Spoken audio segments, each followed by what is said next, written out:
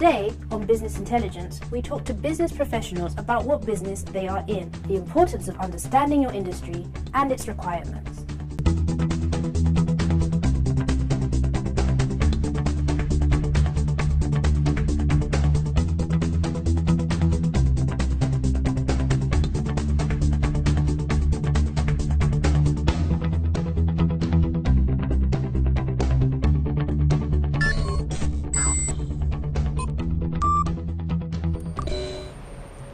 Hello everyone and welcome to Business Intelligence. My name is Anthony Buffy and today we're going to be answering the question, what business are you in? As a budding entrepreneur, you probably have an idea of the product or the service you want to sell. You may probably have started your organization already and may be growing. Whatever the case, you need to know what business you are in. So when we say what business you are in, what exactly do we mean? We mean what is the precise and specific problem that you are solving? You see, the industry you are in does not determine your business strategy, the vision of your organization, or the business approach. It is the understanding of the precise and specific problem that you're solving that determines these things. For example, two restaurants that are operating in the hospitality industry might be serving customers here and there. But the reality is, if one sells cheap fast food and the other one sells gourmet fine dining, it is understandable that their strategy and operations will be totally different. Why? Because they know that they are serving two specific customers.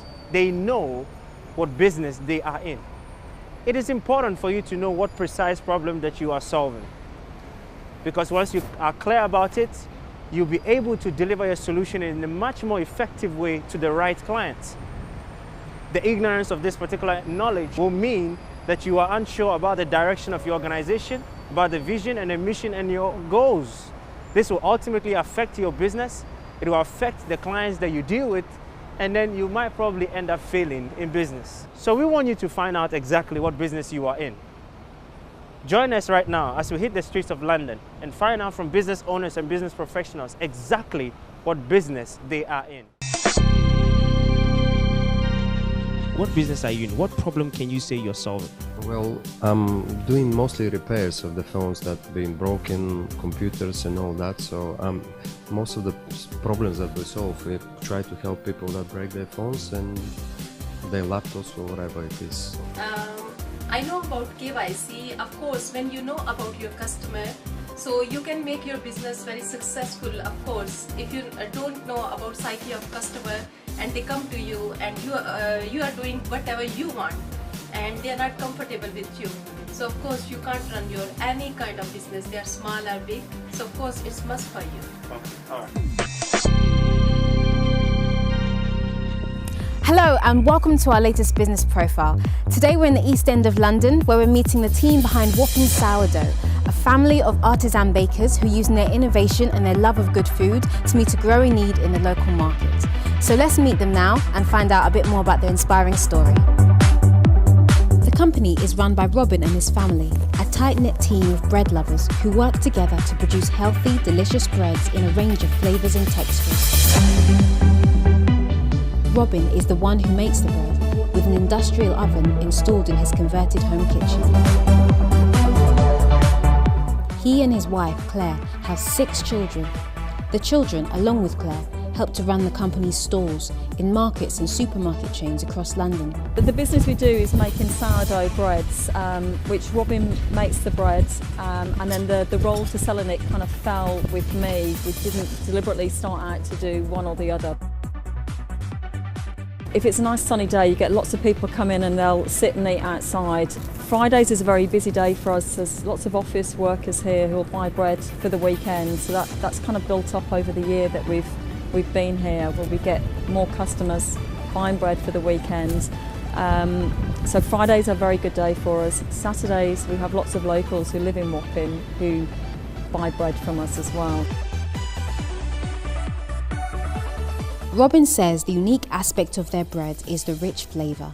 He tells me about the fermentation process and how he allows the flavours to develop over hours and sometimes even days.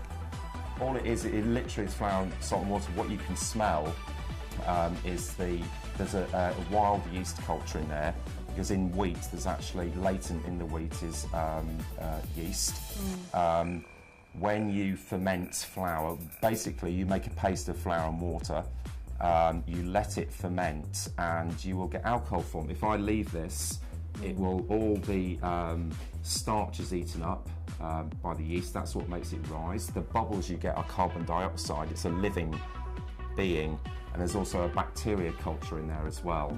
And it will form alcohol on the top. You'll get hooch, what they call it, and you can taste it, so you'll smell the alcohol as well. And kind of the trick in sourdough is to know when to start making bread. Robin has been making bread for 10 years as a passion. So I had my own sourdough culture, and I used to make loads of it, and I gave it away to lots of people. People were always trying to pay for me, and I started at first doing for our local church, selling bread for charity, and then started doing a few for myself while I was still working. I used to be a social worker, and I wanted to leave. But it wasn't until 2011 when an amazing opportunity opened the door for him to pursue his hobby as a business. Wapping Sourdough was a supplier of bread to the 2012 Olympic Village and its sponsors. An amazing highlight for a growing company that has since been in the press numerous times. It was about January 2012 that had been offered contracts to supply breads for the athletes' village, where all the athletes would eat every day, and for the corporate suite next door where sponsors of the Olympic Games had their corporate entertainment every night, so I did different kinds of bread for you. Now, Wapping Sourdough is known and loved by locals, with many often making special requests. Robin says he celebrates the fact that they offer healthier bread alternatives, with all of their loaves, pizzas, breadsticks and other products being completely free of nuts, fats, dairy products and sugar. Okay, thank you for watching this segment. Stay tuned where we're going to sit down and talk more with Robin about what business he's in and how he's meeting the needs in his local markets. Thank you. Coming up on Business Intelligence, I sit down with Robin and delve into the heart and belly of Wapping Sourdough and find out more about what business they're in and how they tailor their solution to solve a particular problem.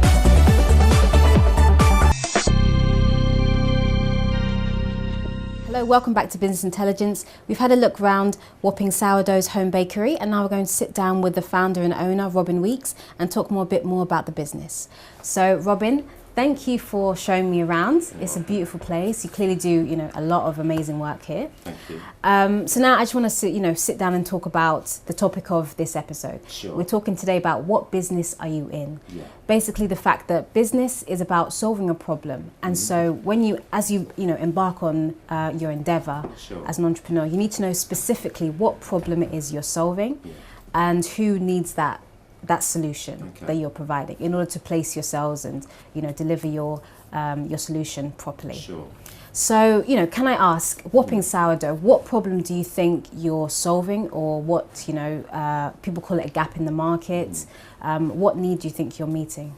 Sure, I think the problem or need that we're meeting is providing people with fresh bread, fresh real bread that you cannot buy even in Waitrose, which is our only local supermarket, which has a artisan bakery supposedly inside.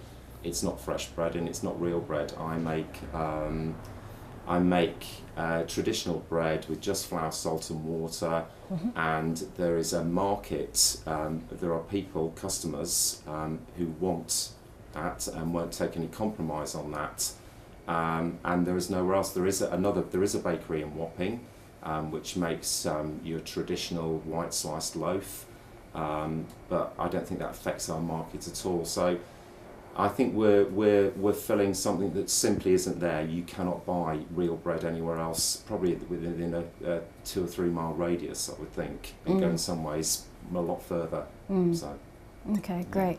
And so you said that your customers, they like fresh breads, essentially, healthy bread. You keep talking about how you only use flour, salt and water. Sure. So very organic, very healthy, very natural. So, I suppose, is that an important part of what you do? Does knowing, that that's what your customers are looking for, does that influence your choices? It does.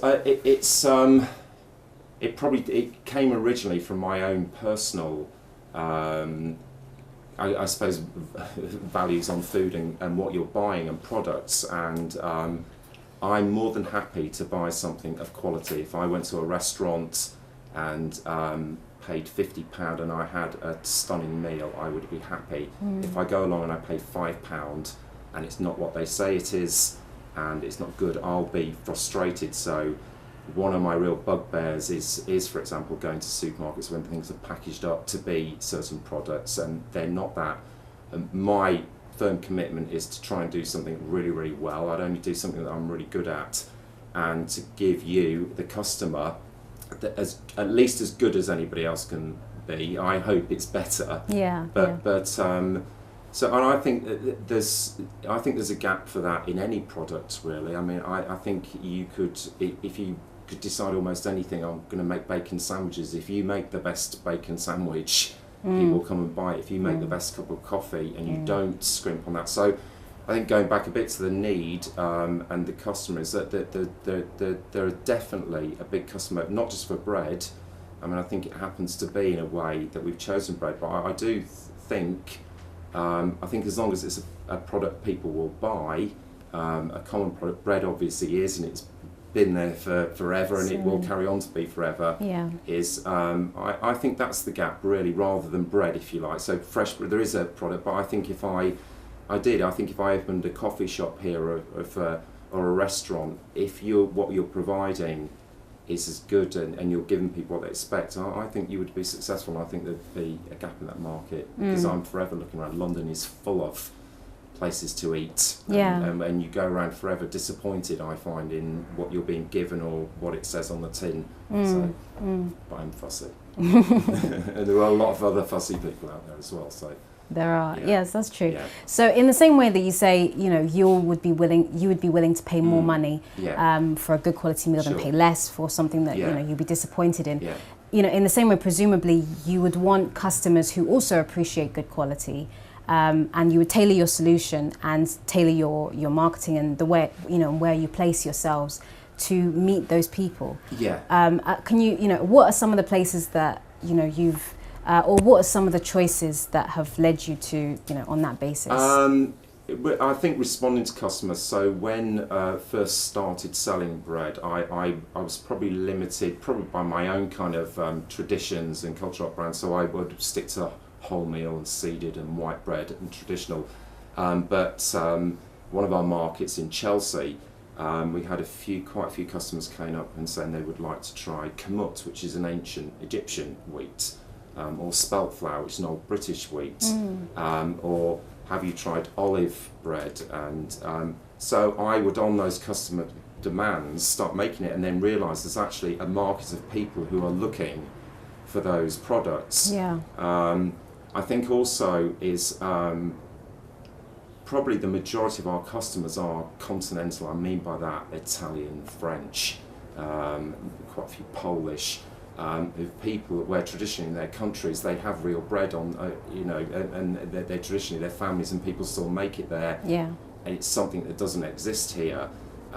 So that realising that those people want something different. I think also then developing and realising actually the way they eat their bread is completely different from us. And so instead of making a sandwich, that's all you do with make sandwich and occasionally put some Marmite on toast, is actually, you have it with a meal, it's seen as a different, a part of your meal. And it's changed the way I've eaten it as well, and enjoying it more and appreciating it. So I think is, especially when you're in such a diverse place as London, your market, I mean, it's going to be different, but here, certainly in London, it's ever changing. I mean, in the population where you live, people are coming and going all the time, and it does. So it's looking at those small things. I mean, what's happened here locally, so we're over in Chelsea, but we're here in Wapping, and I'll find is that I do make pizzas here, sourdough pizzas. They haven't sold so well over in Chelsea, but here, I can, sell as many as I can make. So, it's looking to different customers.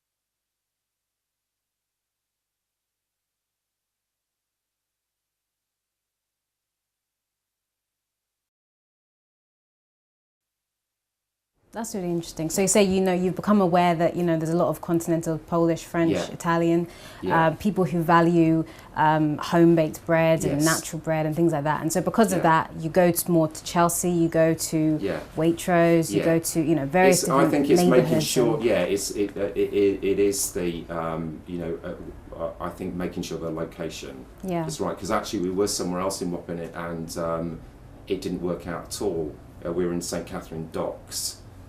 But it just didn't have the footfall of people, and really it shows in Waitrose, because I know it's one of the up-end supermarkets, and I think like kind of me is like, and customers say they're disappointed. I like the best is though Waitrose did open recently. They changed their bakery to become an artisan bakery, and I did think at first a bit cheeky. Copying. But it's actually, our business got better since they've been there, and you can see our sign through the window, and we actually get people in Waitrose of shopping saying, I'll leave my shopping there and come over and have some real some bread from you, because they and once they've tried it and tasted it, I think that's really it. It's like if it's getting those people coming back. Customers really appreciate, I think, as well, the kind of entrepreneurial spirit and the effort they can see into that, and I think the honesty with it. They do appreciate that, and they will come back and support you. So, yeah. Wonderful.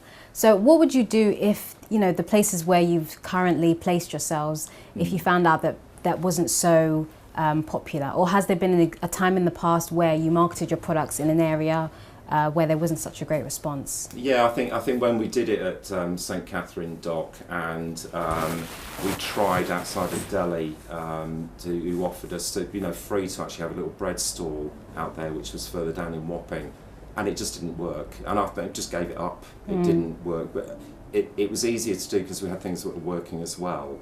So I think learning things about time, when people are going to actually come and buy the bread, and not flogging a dead horse, if you like, really. And listening to what other people tell you as well, not just yourself what you should try, but I think also sticking to yours. But I think if it's not working in one place and it is in another, it probably does have to do with the kind of like demographic you've got. If it's not working anywhere, I think you probably have to look again at what you're doing. Really. Definitely. Okay, so if I knew that I was selling, let's say, shoes, and I had, and I decided, okay, I want to sell comfortable shoes, and I had an idea of who needed comfortable shoes, what would then what perhaps should I do next? Well, I think you've got to test your own kind of.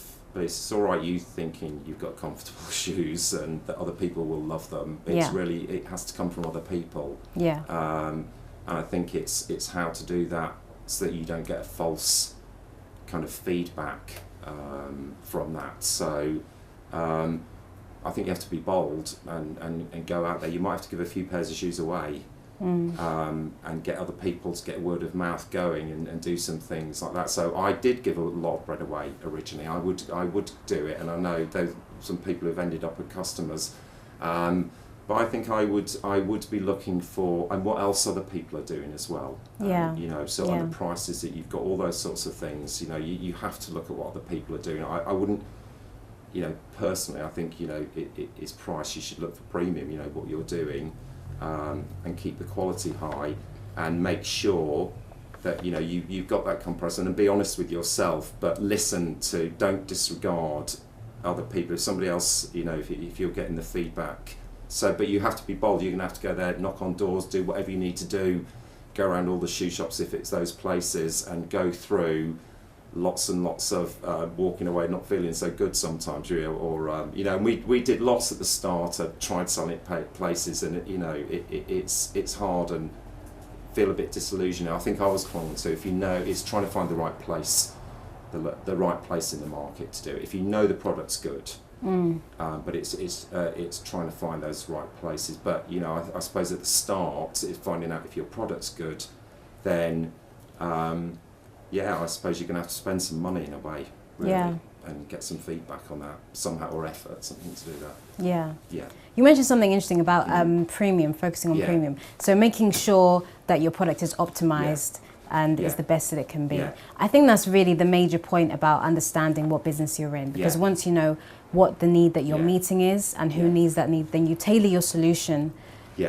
towards that Yeah. need and to making sure that you're offering the best solution. Well, I suppose that, and as a small business owner, I think it'd be, I couldn't compete with, if I decided, well, I'm going to make cheap bread, I could make it a lot quicker, I could Yeah. make loads more bread, but what's the point? You know, I will sell a loaf for £3 or £3.50. Do I want to compete with Asda and sell them for 75p? Then I have to make 600 loaves of bread instead of 200 loaves of bread to get my money, and then it becomes like a factory. So it's like, and I couldn't compete with that. There's no way. I can't build I don't want to build a factory and become a big processor. So what can I do? I think there are lots of examples of things that you particularly when you come to art and things which are. So ultimately, once you're clear about what business you want to start, you've got to sit down and ask yourself, what exactly is the business that I'm in? What problem am I solving? You see, it's very easy for you to start a business, produce your products, and then sell it to friends and family and hope for sales in the long run. But if you haven't taken the time to really understand what business you are in, you're going to end up finding out the wrong way. You're going to discover for yourself that you probably produced the wrong products, packaged it wrongly, or even sold it to the wrong channels, or marketed it to the wrong target audience. There are specific questions you must ask yourself if you're going to know what business you are in. Number one, you have to ask yourself, what problem am I solving? Business is very simple. It's solving a human need in exchange for rewards. So as a general rule, if your product or service does not solve a human need, you shouldn't be in business. That's very simple. Secondly, you've got to ask yourself, who has this particular problem? Who are the people I'm trying to sell my products to? What are their demographics? And what are their psychographics? How do they think? What are their desires, their aspirations, their concerns? What's their age, gender, race? Where are they living now? Where do they spend their leisure time? All these information are necessary for you to have an understanding of the people you're trying to speak to. Number three, what exactly matters most to these people? Number four is, who are the competitors in this industry? The top leaders. You've got to find out from them exactly what makes them successful. Why are they successful in the long run? What exactly have they been doing right? If you don't find this information out, it will be difficult for you to even differentiate yourself from the competition and sell your product effectively. Number five, how do your customers choose and purchase your products? What exactly is the purchasing process that a customer goes through when they want to purchase your product? Do they like to try on the particular product before they buy? Do they like to buy in bulk? You've got to be fully acquainted with the whole purchasing process so that you can make the experience of purchasing wonderful for the customer. If you have fully understood and answered these particular questions, you have a solid foundation and grasp of who and what business you are in. Therefore, you can be able to package your products, produce the right products, and most importantly, sell it to the right audience, and do that effectively. We hope you've learned something in this particular series. Thank you for joining us. That's it for this particular episode. And until you see you next time, happy enterprising. Bye-bye. Next time on Business Intelligence, we have a look at the opportunities within the fashion and retail industry.